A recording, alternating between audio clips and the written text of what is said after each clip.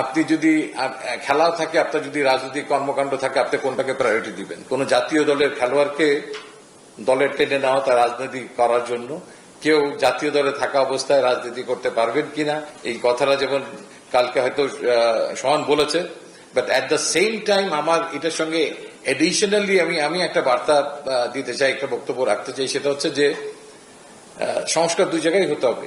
খেলোয়াড়ের জন্য যেমন তিনি যোগদান করতে পারবেন কি পারবেন না রাজনৈতিক দলে, জাতীয় দলকে সার্ভ করার সময়, তার পাশাপাশি যে রাজনৈতিক দলগুলোর কনস্টিটিউশন কিংবা সংস্কার নিয়ে কথা বলছে এই ইন্টারিম গভর্নমেন্ট, সেখানে একটা রাজনৈতিক দলেরও কি উচিত কোন জাতীয় দলের খেলোয়াড়কে দলের টেনে নেওয়া তার রাজনীতি করার জন্য?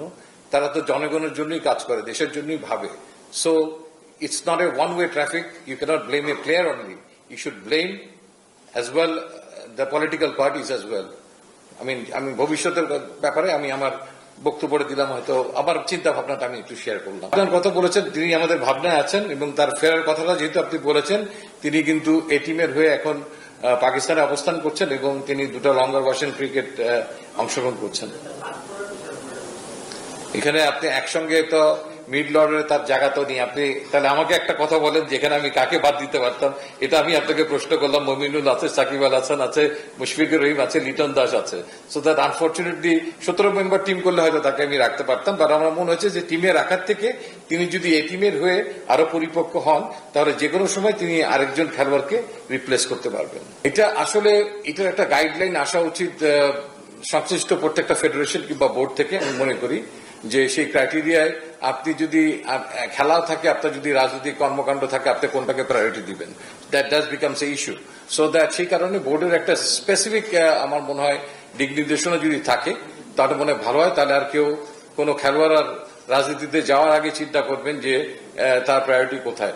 এই রাস্তাটা আমার মনে হয় বন্ধ হওয়া উচিত। If you are national asset, আপনার পিছনে অনেক ইনভেস্টমেন্ট থাকে আপনাকে সেই পর্যায়ে নিয়ে যাওয়ার জন্য, তারপর অলওয়েজ সাডেন যখন আপনার খেলোয়াড় হিসেবে দেশকে আরো সার্ভিস দেওয়ার সুযোগ আছে, অলওয়েজ সাডেন আপনি যদি কোন রাজনৈতিক ক্যারিয়ার যদি এমন হয় আপনি বিল্ড আপ করে এসছেন, that is different. Always sudden আপনার জাস্ট পজিশনের আলোকে যদি আপনি শিফট হয়ে যান সেখানে, আমার মনে হয় সেটা হলে দেশই বঞ্চিত হয়। আলটিমেটলি যারা রাজনীতি করেন তারা তো দেশের জনগণের জন্যই করেন, দেশের জন্যই করেন, দেশের পতাকার জন্যই করেন।